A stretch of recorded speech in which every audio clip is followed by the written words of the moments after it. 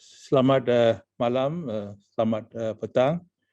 Terlebih dahulu saya ucapkan ribuan terima kasih kepada para penganjur forum pada malam ini. Tajuk ni refleksi 16 tahun perdamaian Aceh. Jadi saya mesti buat pengakuan bahawa selama 16 tahun, mungkin dalam 16 tahun, mungkin saya telah lawat Aceh 2 atau 3 kali. Dan maaf bahawa saya tidak berikut dengan teliti perkembangan harian dan perkembangan Aceh pada masa kini. Jadi tangkapan saya mengenai kedudukan Aceh ataupun masa depan Aceh, iaitu hasil daripada perdamaian ini, mungkin saya rasa mungkin kabur, mungkin tidak terkini. So maafkan saya, okey, tuan-tuan dan puan-puan. Jadi perbincangan apa yang saya telah dengar ini merupakan tentang dari segi pelaksanaan ataupun tidak pelaksanaan MOU yang telah dihasil pada tahun 2005 Ogos 15 di Helsinki. Dan saya rasa semasa lawatan saya ataupun perbualan saya dengan kawan-kawan Aceh ada di Malaysia ataupun di luar Malaysia, saya rasa bahawa ada banyak mereka rasa Helsinki ataupun MOU ini tidak dilaksanakan secara penuh. Ini mungkin dari segi ekonomi, ini mungkin dari segi hasil untuk pembangunan untuk rakyat Aceh, dan juga dari segi kedudukan ataupun kebebasan masyarakat Aceh dan sebagainya.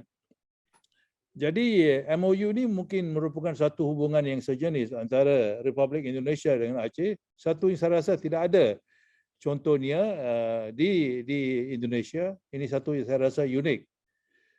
Walau bagaimanapun saya rasa Aceh adalah satu provinsi di Sumatera Utara, dan Indonesia adalah satu negara yang besar, gergasi. Dan kalau perkara ini tidak diteliti oleh pemerintah Aceh dari selepas 2005 sehingga ini, saya rasa kita tidak boleh meletakkan kekurangan ini cuma pada Indonesia ataupun atas pemerintahan Aceh. Saya rasa kedua-dua ini mesti mengambil satu responsibility, satu tanggungjawab supaya MOU ini dapat diterjemahkan ataupun is translated into action. Saya pernah tanya kawan-kawan daripada Aceh dulu, bekas GAM dan sebagainya. Cuma satu ialah pengkongsian harta antara Republik Indonesia atau antara pusat dengan Aceh. Adakah ini dapat dihasilkan, iaitu 70 ratio 70 30, iaitu 70 untuk Aceh, 30 untuk Republik Indonesia. Saya belum dapat satu gambaran kalau sama ada ini berlaku atau tidak. Ini mungkin adalah satu hasil pencapaian semasa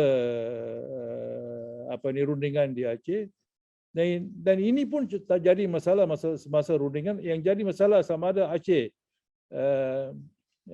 sebab dalam perlembagaan Indonesia tidak ada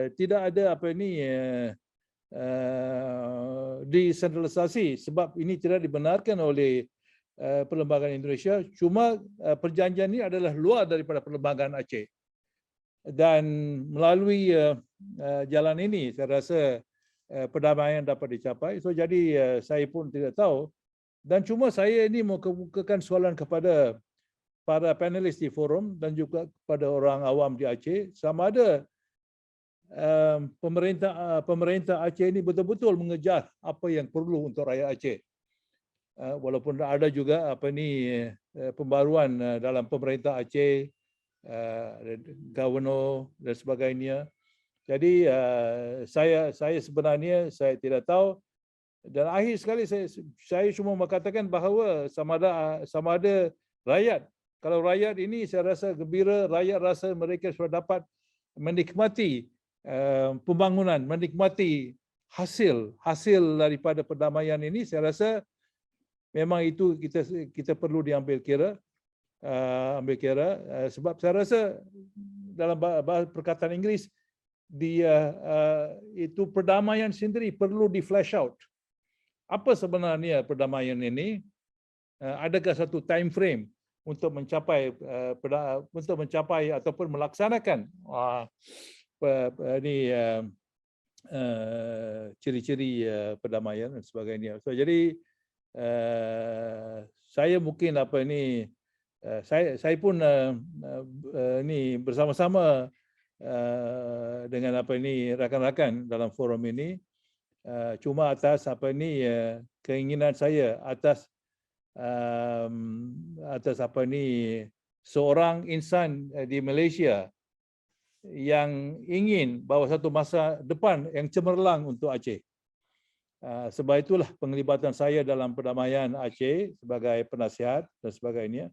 So, jadi kita perlu revisit ini, tak tahu dalam bentuk apa, saya pun tidak tahu sekarang. Revisit ini sama ada pemerintah di Aceh ataupun rakyat Aceh menerima bahawa adakah satu yang bermasalah dengan perdamaian. Adakah perdamaian ini belum terjemahkan dalam secara konkret untuk rakyat Aceh. So, jadi tuan-tuan puan-puan, inilah pandangan saya yang mungkin kasar, yang mungkin tidak teratur. Walaupun saya memang tahu bahawa banyak kawan saya ada sebut, saya baru-baru saya dengar bahawa MOU sudah mati. Saya tidak tahulah MOU sudah mati, MOU masih ada, tapi dia memang salah seorang rombongan GAM yang telah mengatakan bahawa MOU tak ada, MOU sudah mati. Jadi saya rasa untuk masa depan Aceh bahawa ini perlu dipikirkan, dan saya rasa zaman sudah berubah. Ini 16 tahun. Pemikiran rakyat pun mungkin sudah ubah. Adakah semangat perjuangan sama seperti dahulu sebelum perdamaian ini dicapai di Helsinki? Apakah semangat perjuangan sekarang? Adakah Aceh ini melihat kembali sejarah? Ada seorang tadi forum yang melihat tentang sejarah ataupun sejarah kegemilangan Aceh dan sebagainya. Jadi tuan-tuan puan-puan, itulah pandangan saya sedikit tentang MOU Aceh, dan kalau perlu kita revisit, melawat semula perjanjian ini harus dilakukan demi kepentingan rakyat Aceh. Terima kasih.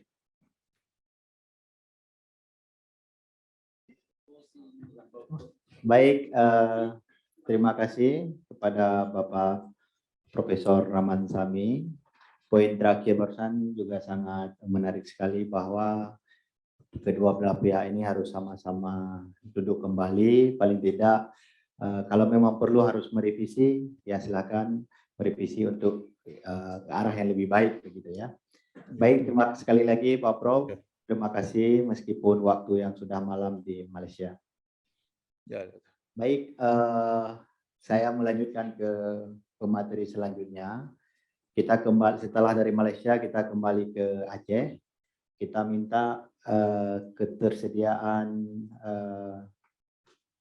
Tengku Muhammad Yusuf atau Tusuk. Beliau ini sebagai Ketua Umum Himpunan Ulama Dayah. Kita ingin mendengarkan juga dari perspektif ulama dalam hal melihat 16 tahun perdamaian Aceh ini. Kepada Ayah Sob, kami persilakan waktu dan tempat.